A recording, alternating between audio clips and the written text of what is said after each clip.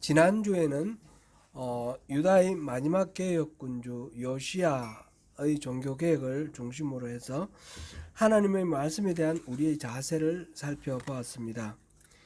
요시야나 예레미야처럼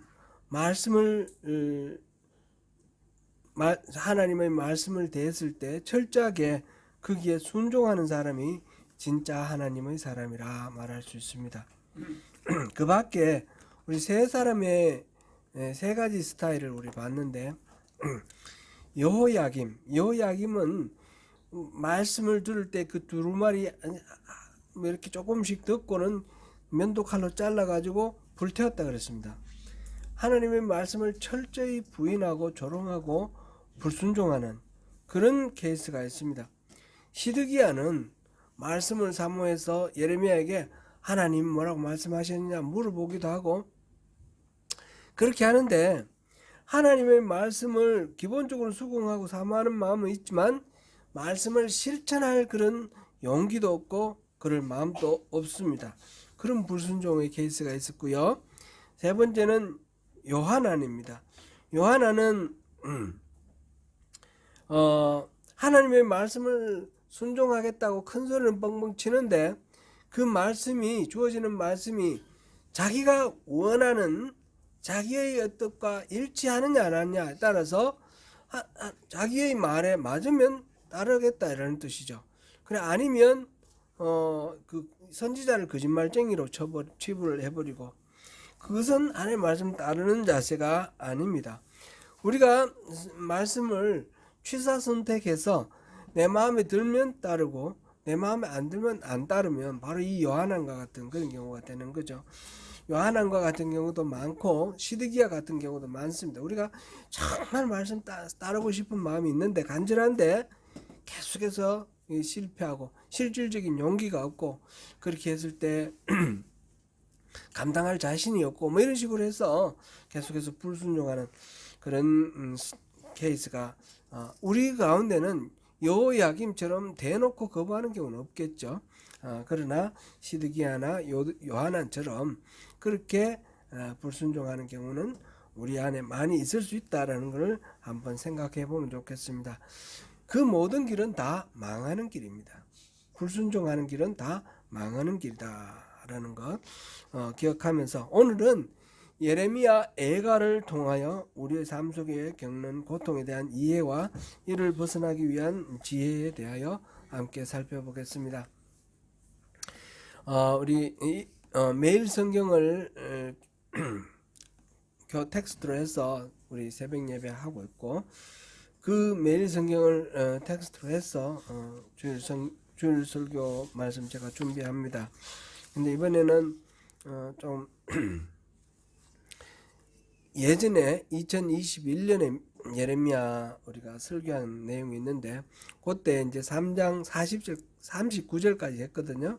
그래서 오늘은 40절부터 이렇게 본문을 잡았습니다.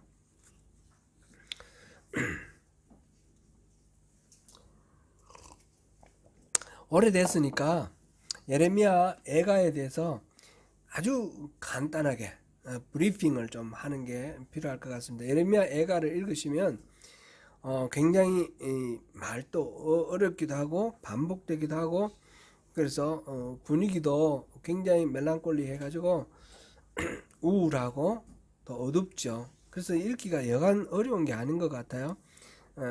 근데 전체적인 구조를 잠깐 한번 생각하면서 읽으면 조금 그래도 좀 나은 것 같아요. 예레미야 애가는 일단 제목에 있듯이 예레미야가 지었다 이렇게 생각하면 되겠고요. 애가라는 말은 슬픈 노래라는 뜻입니다. 예레미야 애가의 원래 제목은 에카라는 뜻인데, 이게 이제 히브리 말로 에카가 우리말로 애가인 거예요. 애가 슬픈 노래. 장송곡, 이제 장례식 할 때 부르는 노래, 그게 이제 이 애가입니다. 이 헬란 말로 헤르미니 그랬는데 그게 애가 슬픔, 영어로는 lamentation 레멘테이션 이것도 아주 슬픈 어떤 장례 때 부르는 노래 이런 얘기입니다. 바벨론에 의해서 유다 왕국이 멸망한 후에 남은 사람들을 다스리던 바벨론이 총독으로 세웠던 그 그달랴라는 사람을 일단의 사람들이 살해를 했습니다. 이스마엘이라는 사람이 중심이 돼서. 그래서 하나님께서는 예레미야를 통해서 이곳에 머물러 살아라라고 말씀을 하셨는데 바벨론에게 충성하고 이곳에 머물러 살면 하나님께서 회복해 주시겠다고 약속을 하셨는데 그 사람들은 이 그달랴를 암살한 것 때문에 보복이 두려워서 애굽으로 갑니다. 애굽으로 피난을 가는데 갈 때 이 예레미야는 말하자면 포로로 끌려갑니다. 동포들에 의해서. 바벨론 포로 이런 게 아니고 자기 동포들에 의해서 포로로 끌려갔습니다. 요하난이 하나님 말씀을 거짓으로 전했다 이래서 잡고 가는 것입니다. 예레미야 예가는 2021년에 수요 예배 다룬 적이 있다고 말씀드렸는데 또한 최근 새벽 예배도 지금 2장 끝까지 끝났죠. 내일부터 3장 들어갈 텐데 그렇게 다루고 있고 2021년 4월 28일에 설교했던 부분 그 부분이 바로 이제 3장 39절까지입니다. 그거는 한번 들어보시면 본문과 직접적인 연결이 되어서 조금 참고가 될 것입니다. 예레미야 예가는 우리말 성경에서는 지금 현재 우리가 알고 있는 기독교의 성경 분류에 의하면 이거는 예언서에 포함되어 있습니다. 그렇죠? 예언서에 포함되어 있는데 그래서 이 여기서 이제 화자가 누구냐? 화자가 예언자, 선지자 예레미야다. 그래서 우리는 제가 새벽 예배 때도 이 나라는 부분을 선지자는 이런 식으로 말씀을 합니다. 근데 히브리 성서 분류에 하면 유대인들의 히브리 성서 분류에 따르면 예언서가 아니고 성문서로 분류가 됩니다. 우리 그 말씀 몇 번 드렸죠. 타낙이라 해서 토라와 느비임에서 역사서 그리고 예언서 느비임이 예언서고 그 다음에 케투빔 이건 성문서 우리가 말하는 그 역사서들은 다 예언서에 해당됩니다. 히브리서에는 예언서에 해당됩니다. 그리고 우리가 보는 뭐 역사서도 있고 이런 것들 중에 또 성문서로 분류되는 것도 많이 있습니다. 케투빔이 분류되는 많이 있는데 이 예레미야 애가 이거는 제목을 그냥 애가로 해서 성문서로 분류하고 있다라는 거 우리 참고로 좀 알면 좋겠습니다. 그 밖에 이제 성문서에 보면 시편, 욥기, 잠언, 룻기를 우리는 역사서로 보죠. 룻기, 그 다음에 아가, 전도서, 그 다음에 이 애가가 있고 그 다음에 에스더, 다니엘, 에스라, 느헤미야, 역대기 상하. 에스더와 에스라, 느헤미야, 역대기 상하는 우리는 역사서로 분류를 하는데 이 히브리 성서에서는 성문서로 분류를 한다라는 것을 참고로 알면 좋겠습니다. 그리고 다니엘 같은 경우도 우리는 예언서로 분류를 하는데 여기서는 성문서로 분류를 한다라는 것입니다. 이제 이걸 왜 말씀드리냐면 우리는 기본적으로 기독교에서 우리가 분류한 이대로 우리가 믿습니다. 예레미야 예가는 분명히 이제 예언서이다 이렇게 믿는데 히브리 사람들이 이거 성문서로 분류하는구나라는 걸 같이 생각하면 이해하기가 훨씬 좋습니다. 이 예언은 말하면 성문서는 시나 뭐 이런 문학 이런 개념이 있거든요. 그래서 예레미야 예가는 시입니다. 시로 이루어졌습니다. 5장이 있는데 5장 전체가 시편처럼 운율이 있는 노래라고 할 수 있습니다. 5장 중에서 특별히 5장 빼고 4장은 아크로스틱이라는 그런 문학적인 방법을 사용을 하는데 우리말로는 답관체 이렇게 말하는데 맨 앞에 처음 시작할 때에 1절 시작할 때는 이 히브리어의 알파벳 알렙이라는 그 단어로 시작합니다. 그 글자로 시작합니다. 아로 시작하는 겁니다. 그다음 2절에서는 그 다음 두 번째 단어 멜로 시작합니다. 그 다음에 세 번째는 귓멜. 요 세 번째는 A, B, C 다 거기서 나온 겁니다. 거기서 이렇게 시작이 됩니다. 그렇게 해서 이 문자가 22개 문자인데 22개 문자가 다 그런 식으로 나오는 거죠. 우리나라 말로 치면 제 1절은 가로 시작하고 2절은 나로 시작하고 이런 식으로 한다는 거죠. 그런 식으로 해서 22절까지 1장도 22절 우리가 제가 한번 넘겨보십시오. 2장도 22절 4장도 22절 5장도 22절 그런데 3장은 66절입니다. 3장은 66절 이거는 이제 가장 중요한 부분이라 해서 아로 시작하는 게 3번 들어갑니다. 한 절 안에 아가 3번 들어가는 그런 한 연어로 만들어서 그렇게 합니다.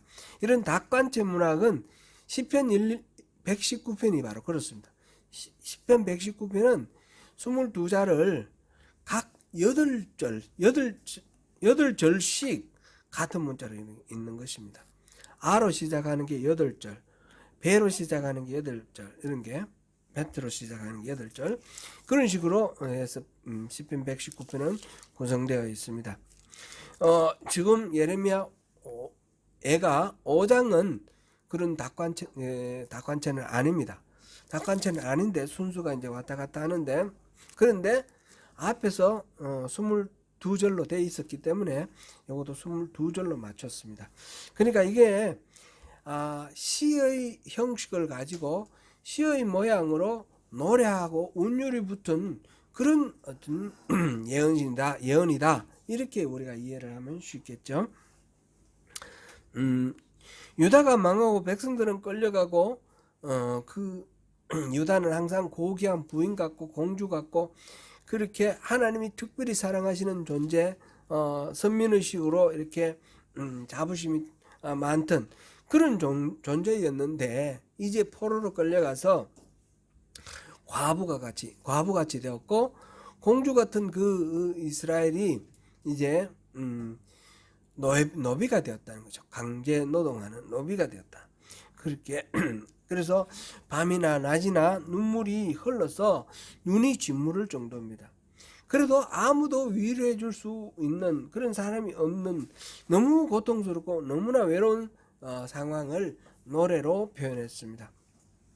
이게 바로 애가, 망가, 장송곡 같은 이런 내용입니다.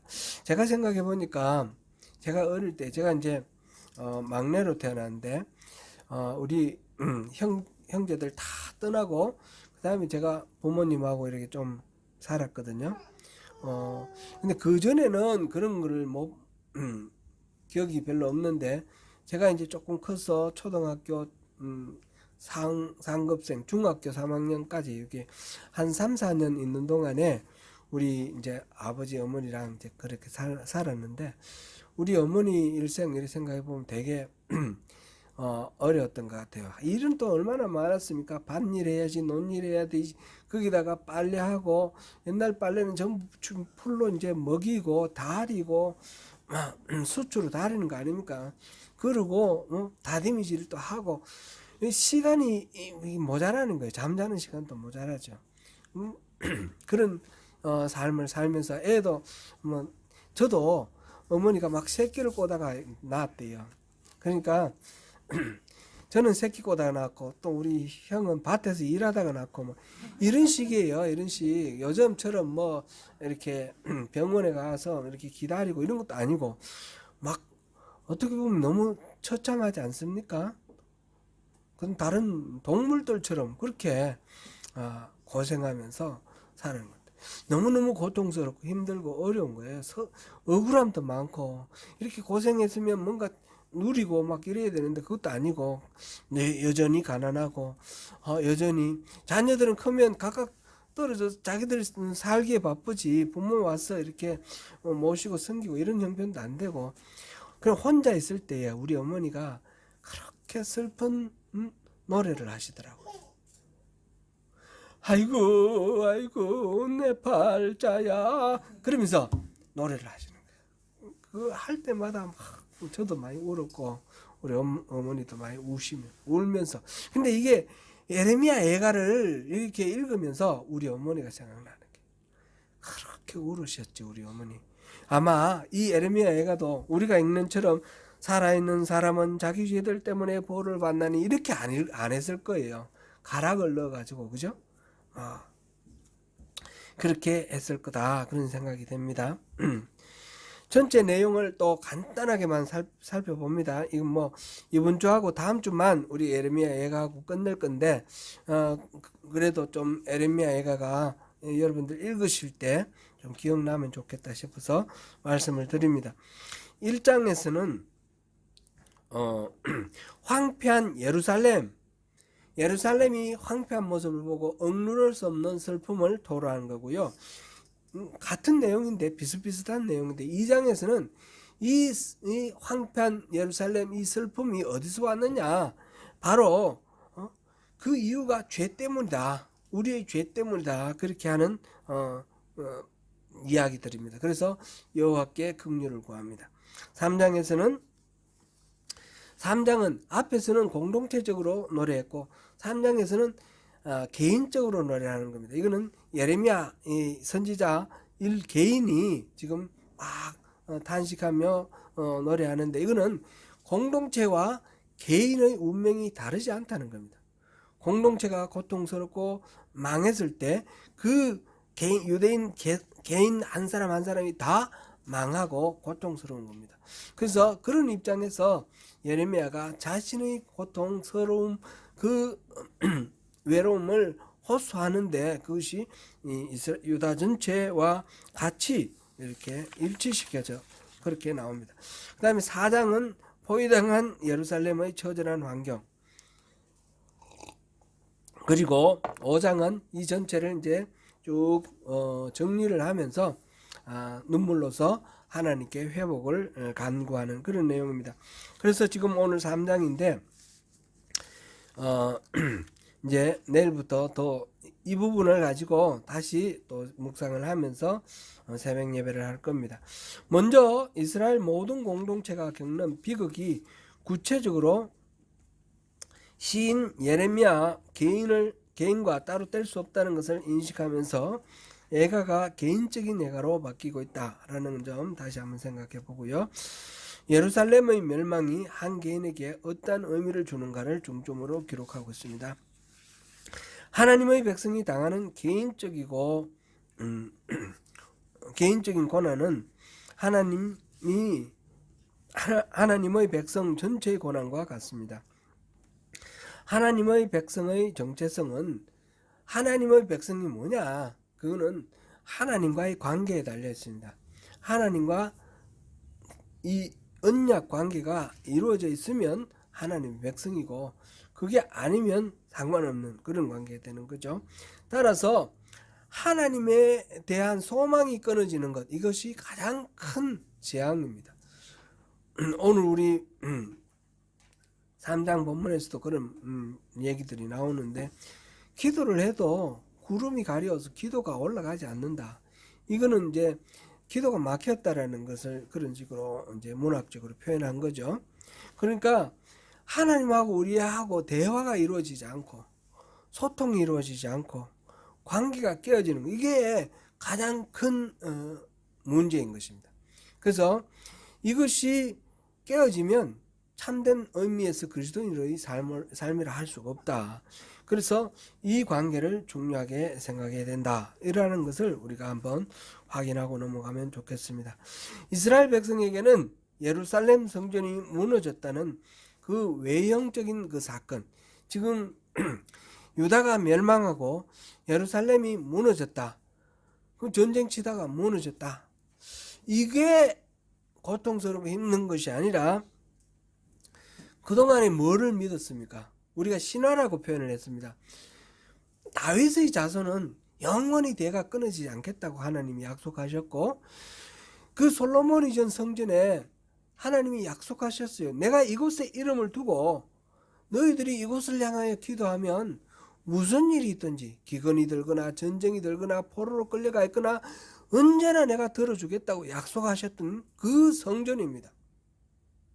그런데 그 성전을 완전히 깨뜨리고 파괴시켜버리고 이 다윗의 자손 멸망시켜버리고, 이게 뭡니까? 하나님은 이제 그 관계는 끝났다라는 거죠. 유다 민족과의 관계는 끝났다는 거죠. 하나님과의 이 언약 관계에서 하나님이 바라시는 거는 내가 모든 게 해줄 테니까 내 안에 있으라는 건데, 그죠?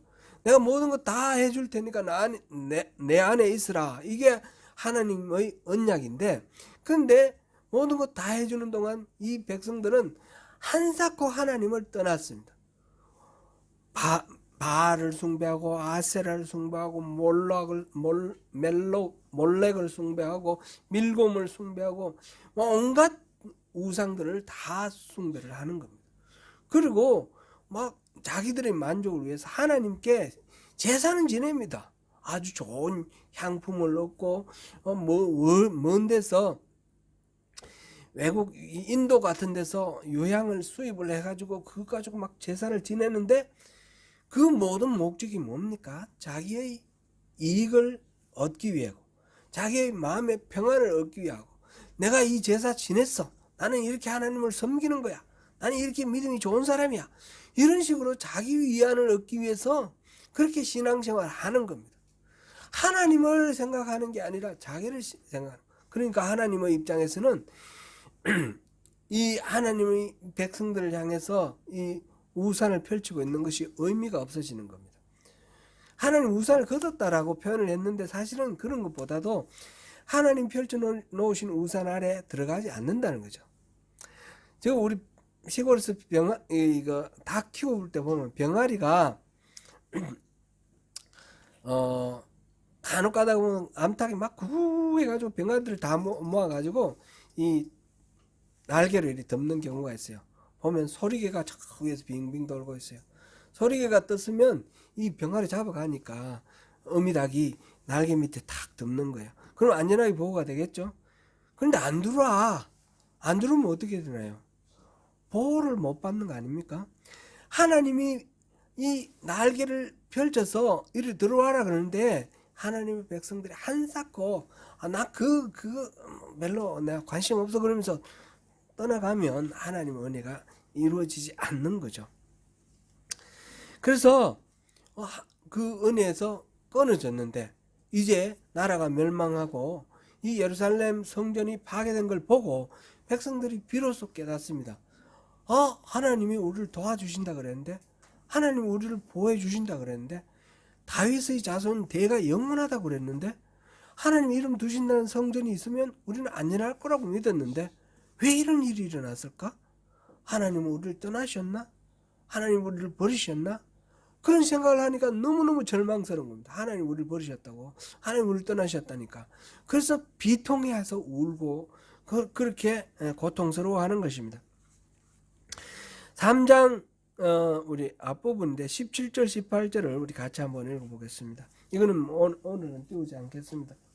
준비했어요? 17절 18절 우리 성경책으로 같이 읽어봅니다. 주께서 내 심령이 평강에서 멀리 떠나게 하시니 내가 복을 내어 버르심이여 스스로 이르기를 나의 힘과 여호와께 대한 내 소망이 끊어졌다 하였도다.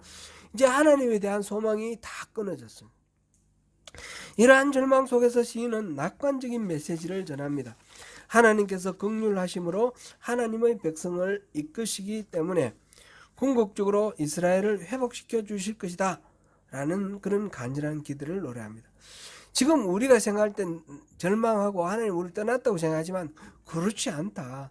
하나님은 긍휼하신 분이고 하나님은 우리를 이끄시는 분이시기 때문에 반드시 우리를 회복시켜 주실 것이다. 이게 예레미야 선지자가 지금 이 노래를 하는 핵심 메시지라고 해도 좋겠습니다. 22절부터 24절 같이 읽어봅니다. 시작. 여호와의 인자와 긍휼이 무궁하심으로 우리가 진멸되지 아니함이니이다. 이것들이 아침마다 새로우니 주의 성실하심이 크시도소이다. 내 심령에 이르기를 여호와는 나의 기업이시니 그러므로 내가 그를 바라리라 하도다. 아멘. 지금 요 3장을 계속 읽을 테니까 펼쳐 놓으시고요. 시인은 지금 겪는 모든 재난의 원인은 죄 때문이라고 인정합니다. 3장 39절 한번 읽어볼게요. 시작. 살아있는 사람은 자기 죄들 때문에 벌을 받나니 어찌 원망하랴. 지금 고통 속에서 절망하면서 울고 슬퍼하고 있는 상황 속에서 또 생각해 보니까 하나님은 자비로우시고 긍휼이 많으신 분이니까 우리 회복시켜 주실 것이다. 근데 왜 이런 문제는 일어났냐? 이 문제가 일어난 건 왜 그런가? 우리 죄 때문이다. 우리 죄를 회개해야 되겠다. 그런 이야기를 하는 거죠. 그렇다면 뭘 해야 됩니까? 우리 죄를 깨달았으면 죄를 회개하고 어떻게 해야 됩니까? 회개라는 말은 내가 잘못했다 뉘우치는 게 회개가 아닙니다. 회개라는 말은 뉘우치고 돌이키는 겁니다. 돌아서는 것.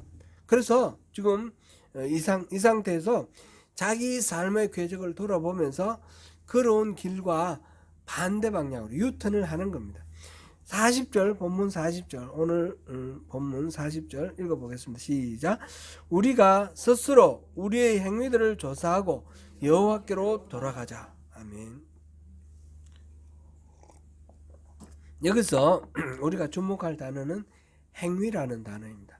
행위라는 단어. 영어로는 행위 하면 behavior인데 behavior로 번역하지 않았고 우리 NIV 성경 보니까 way로 번역했습니다. 시편 106편에 보면 우리 그런 게 있죠.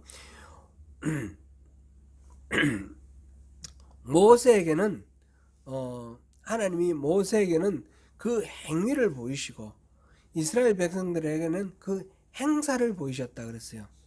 그래, 행사라는 말은 기적이에요. 일들이에요. 이벤트예요.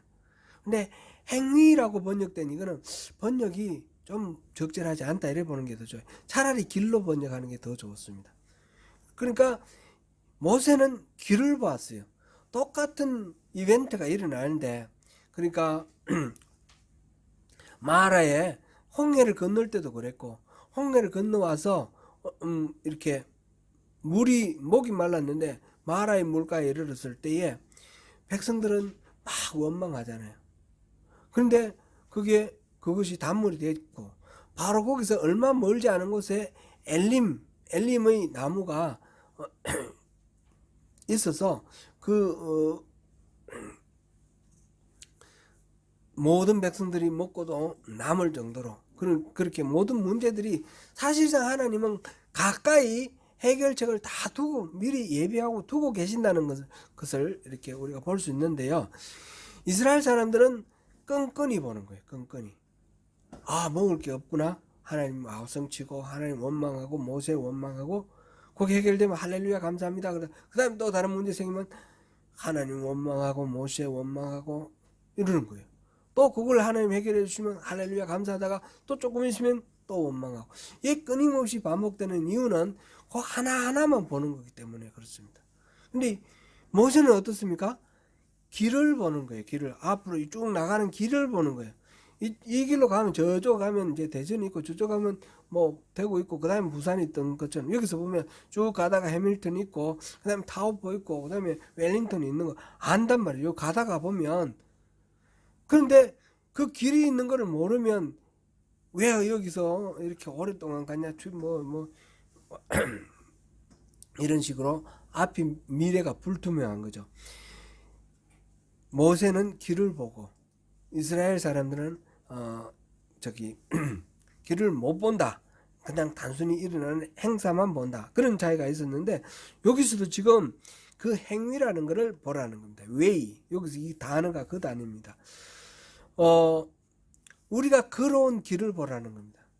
우리가 걸어오다가 때로는 죄를 지을 수도 있고 때로는 하나님께서 기뻐하실 그런 일도 했을 수도 있는데 그 한 가지 이벤트가 아니라 나는 어떤 방향으로 걸어왔는가, 하나님의 그 가르침 인도하심을 받아서 따라왔는가, 하나님의 그 가치관, 하나님의 세계관, 우리에게 주신 그 세계관으로 우리가 살아왔는가?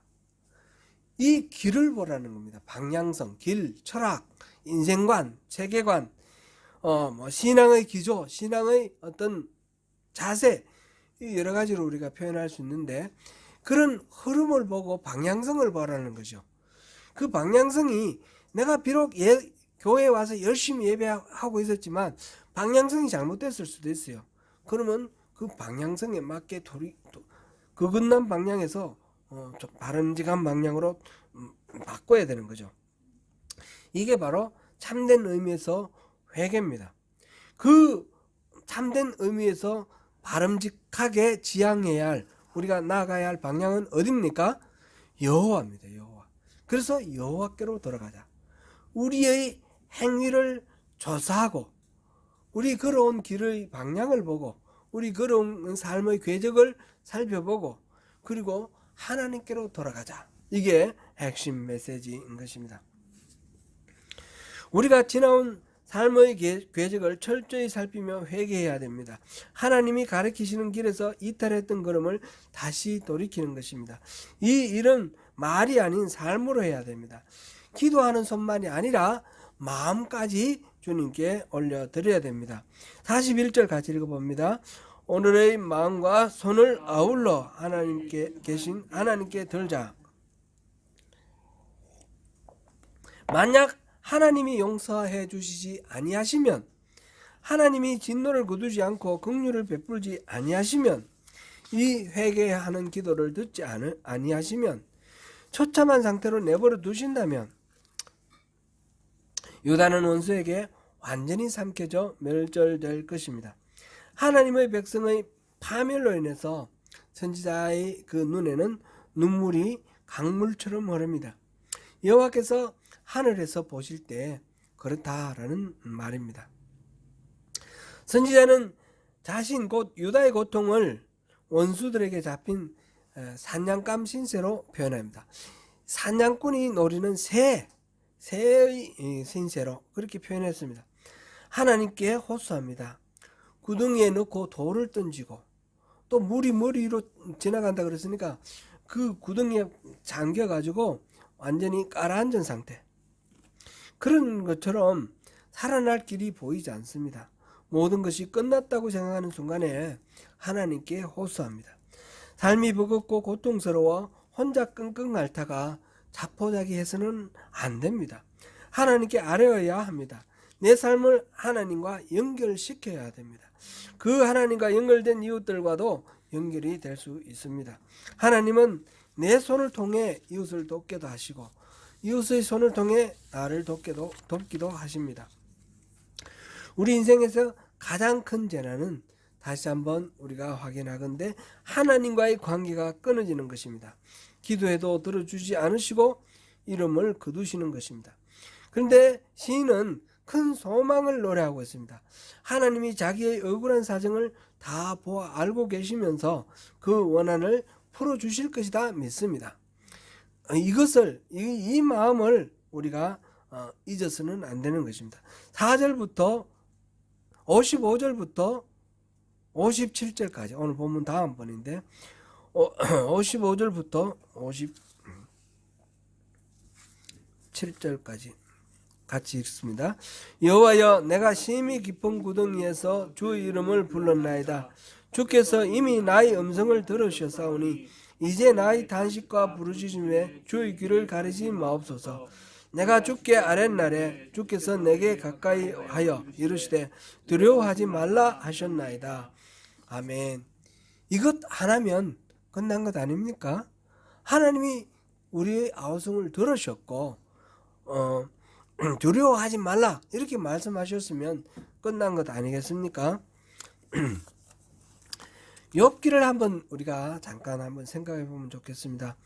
욥이 까닭없는 고난 가운데서 너무너무 어려운 상황에 빠져 있었을 때에 욥은 아무런 불평 없이 아무런 근심 없이 넉넉하게 잘 견뎌냈습니까? 1장 22절에는 그랬습니다. 원망도 하지 않고 불평도 하지 않았다고. 그러나 우리 욥기 전체를 보면 욥도 여러 가지 원망도 하고 불평도 하고, 하나님 왜 나를 낳으셨습니까? 하나님, 내가 어머니 태중에 있을 때에 죽여버리지 왜 태어나게 하셨습니까? 그런 원망도 하고, 그죠? 나는 잘못한 게 없는데, 내가 잘못한 게 있으면 나한테 보여주세요. 그렇게 어필을 합니다. 그렇죠? 왜냐하면 친구들이 와서 이 욥이 병들었다는 소식 듣고 멀리서부터 친구가 왔는데, 이 와가지고 위로하고 격려하기 위해서 병문안 온 친구들이 하는 이야기가 뭡니까? 네가 이렇게 불행하고 이렇게 아픈 거는 다 까닭이 있을 것이다. 하나님이 반드시 죄 있는 자에게 벌을 주시고 죄 없는 자에게 복을 주시는데, 네가 이런 어려움이 왔다면 틀림없이 네가 무슨 죄를 지었을 것이다. 그 죄를 기억해내고 그거를 회개하라, 이런 거예요. 그런데 욥으로서는 기억나는 죄가 없습니다. 암만 생각해도 너무너무 억울합니다. 그래서 친구들과 논쟁을 하는데, 친구들 처음에는 좋게 위로하다가 나중에는 완전히 적이 되어서 저주하면서 저주가 하면서 공격합니다. 그 욥이 얼마나 억울하겠습니까? 친구조차 이렇게 이해를 못하고 내가 무슨 죄가 있다고 나를 이렇게 고통 속에 몰아넣고, 하나님 무슨 이유로 나를 이렇게 합니까? 그래서 하나님께 막 따지고 묻고 하나님께 막 아우성을 쳤는데, 이제 친구들과 서로 싸우지 않고 친구들과 악유하지 않고 하나님께 말한 겁니다. 하나님께 아우성 쳤을 때, 그럴 때 38장에 욥기 38장에 가면 하나님이 짠하고 나타나셔서 그 다음에 말씀을 하시는데, 하나님이 하시는 말씀이 욥이 묻는 말에 대한 질문에 대한 대답은 하나도 없습니다. 하나님, 내가 무슨 죄를 지었습니까? 내가 어떤 허물이 있습니까? 거기에 대해서는 한마디도 대답 안 해요. 그리고는 하나님 하신 말씀이, 내가 이 우주를 만들 때 네가 뭐 했냐? 내 하늘에 이렇게 별을 깔고 바다 위에 육지를 세울 때, 그 기둥 세울 때 넌 뭐 했냐? 이러면서 하나님께서 우주 창조와 이 모든 생물들을 이렇게 다스리시고 통치하시는 그런 전능하신 하나님이시라는 것을 알려주셨을 때에, 모세는 따발총처럼, 하나님은 따발총처럼 막 쏘십니다. 욥에게, 모세라 그러는데 모세가 아니라 욥에게 막 그랬을 때 욥이 뭐라고 합니까? 이제까지는 하나님에 대해서 들었으나 이제 하나님을 봅니다. 하나님께 막 아우성쳤을 때 하나님이 응답해 주신 자체가 모든 것들이 해결된 겁니다. 하나님이 욥을 바라보고 계셨고 모든 과정을 다 알고 계시고, 내가 이런 존재다, 하나님이 뭐든지 다 하실 수 있는 존재라는 것을 깨달았을 때에 욥은 아무런 이제 문제가 남지 않습니다. 모든 것들이 해결되었습니다. 하나님을 만나는 것 자체가 모든 문제의 해결인 것입니다. 우리가 여호와께로 돌아가야 되는 이유는, 우리 행사를 조사해보고 여호와께로 돌아가야 하는 이유는, 그것이 바로 해결책이기 때문입니다. 문제가 있을 때 문제를 바라보는 것이 아니라 하나님을 바라봐야 됩니다. 그거는 끝으로 우리가 예배 열심히 드리고 그 다음에 헌금 열심히 하고 이런 형식적인 신앙생활에 열심을 내는 것을 말하는 것이라고 생각하면 안 됩니다. 손을 들고 동시에 마음을 들으라 그랬습니다. 이런 경건한 신앙생활의 형식적인 모습도 중요합니다. 거기에다가 우리의 진심을 담으라는 겁니다. 우리의 온 마음을 다해서, 생명을 다해서 하나님 앞에 우리 사랑을 고백하는 그런 신앙으로 주님 앞에 나아갈 때에 주님이 우리를 만나주시고, 주님이 만나주시면 그 다음에 모든 문제들은 사실상 문제가 아니게 됩니다.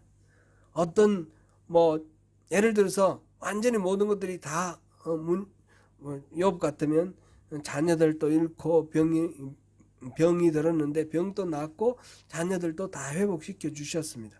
그렇게 그것이 문제가 더 이상 안 되게 합니다. 또 다른 경우에서 보면 그 병이나 이런 문제들은 남아있지만 그 병을 이길 수 있는 힘이 있고, 그 모든 어려움과 나쁜 환경 속에서도 그게 빠져서 함몰되어 있지 않고 넉넉히 그 모든 상황을 컨트롤하고 다스릴 수 있는 그런 신앙이 있게 됩니다. 그러면 그것 자체가 천국의 삶이 되는 것입니다.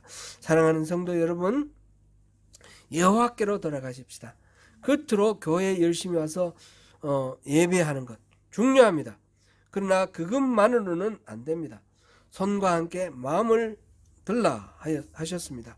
끝과 속이 일치하게 진심을 다해 하나님의 얼굴을 찾고 하나님께로 돌아와야 합니다.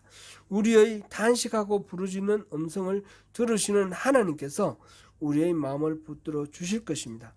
예레미야 이 선지자는 이 노래를 부르면서 이미 하나님이 들으셨고 이미 하나님께서 우리에게 하신 말씀이 두려워하지 말라 하셨다라고 노래하고 있습니다.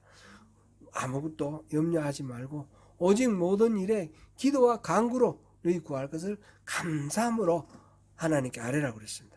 두려움과 염려는 내려놓고 하나님과의 이 관계를 회복하고 기도하는 가운데 승리하시는 저와 여러분이 되시기를 축원합니다.